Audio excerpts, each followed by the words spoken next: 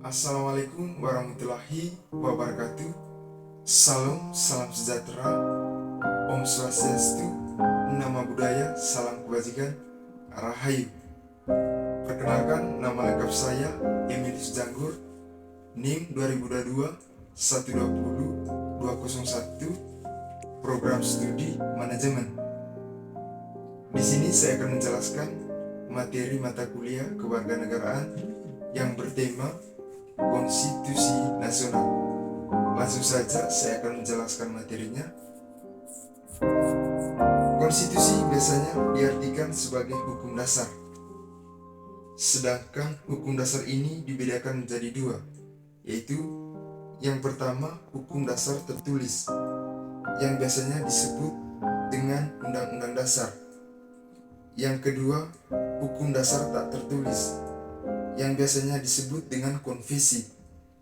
Jadi, Undang-Undang Dasar merupakan bagian dari hukum dasar konstitusi yang tertulis. Dalam pengertian hukum ketatanegaraan, Undang-Undang Dasar diartikan sebagai dokumen negara yang memuat ketentuan pokok yang digunakan dalam mengatur penyelenggaraan pemerintahan negara. Hal ini sama dengan pengertian Undang-Undang Dasar 1945. Pada dasarnya menunjukkan pada ketentuan tertulis yang digunakan dalam mengatur penyelenggaraan pemerintahan negara Republik Indonesia. Penyebutan tahun 1945 menunjukkan tahun kapan Undang-Undang Dasar itu dibuat. Sebab di negara Indonesia pernah berlaku pula Undang-Undang Dasar selain Undang-Undang Dasar 1945, yaitu Konstitusi RIS 1949 dan Undang-Undang Dasar sementara tahun 1950. Dalam negara Republik Indonesia, Undang-Undang Dasar 1945 ditempatkan sebagai inti hukum nasional. Undang-Undang Dasar 1945 merupakan peraturan hukum tertinggi yang digunakan sebagai dasar pembuatan peraturan yang di bawahnya. Misalnya, ketetapan MPR, undang-undang, peraturan pemerintah, keputusan presiden, dan seterusnya. Dahulu, sebelum amandemen, sistematika Undang-Undang Dasar 1945 terdiri dari pembukaan, batang tubuh, dan penjelasan. Jika kita kaji secara mendalam, Undang-Undang Dasar 1945 memuat materi yang berhubungan dengan yang pertama, sistem pemerintahan negara, dan yang kedua, materi tentang hubungan antara negara dengan warga negara.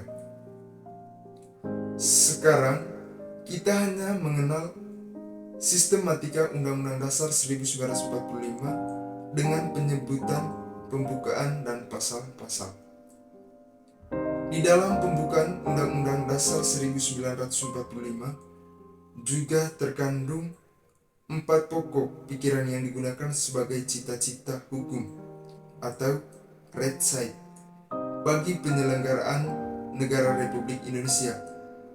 4 pokok pikiran yang dimaksud adalah yang pertama, pokok pikiran negara kesatuan.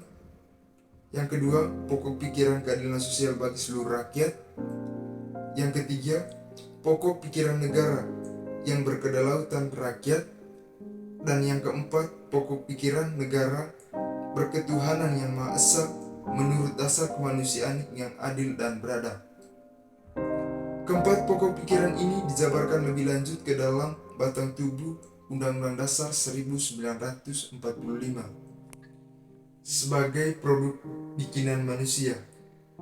Undang-Undang Dasar 1945 bukanlah dokumen kenegaraan yang bersifat permanen sehingga tabu dan sakral untuk dirubah. Sekalipun Undang-Undang Dasar 1945 bersifat singkat dan supel, dia tetap memerlukan perubahan jika bangsa Indonesia memang mengkehendakinya. Jadi, Amandemen Undang-Undang Dasar 1945 bukanlah sesuatu yang diharamkan.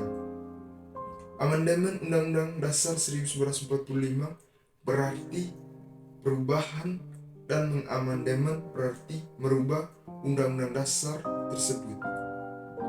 Mengamandemen bukan berarti mengganti, melainkan peninjauan kembali dalam menambah atau memperluas isi atas ketentuan yang telah ada. Batang tubuh boleh diubah, sedangkan pembukaan Undang-Undang Dasar 1945 merupakan ketentuan yang tetap tak berubah. Batang tubuh merupakan penafsiran dari jiwa yang ada dalam pembukaan. Sedangkan pembukaan Undang-Undang Dasar 1945 tidak bisa dirubah karena dokumen ini telah memenuhi persyaratan sebagai pokok-pokok kaidah negara yang fundamental, yang di dalam mengandung tujuan negara, rumusan Pancasila, dasar negara, dan dasar politik negara yang berkedaulatan rakyat. Sekian pemaparan materi dari saya tentang Konstitusi Nasional. Kurang dan lebihnya saya mohon maaf yang sebesar-besarnya. Wassalamualaikum warahmatullahi wabarakatuh. Terima kasih.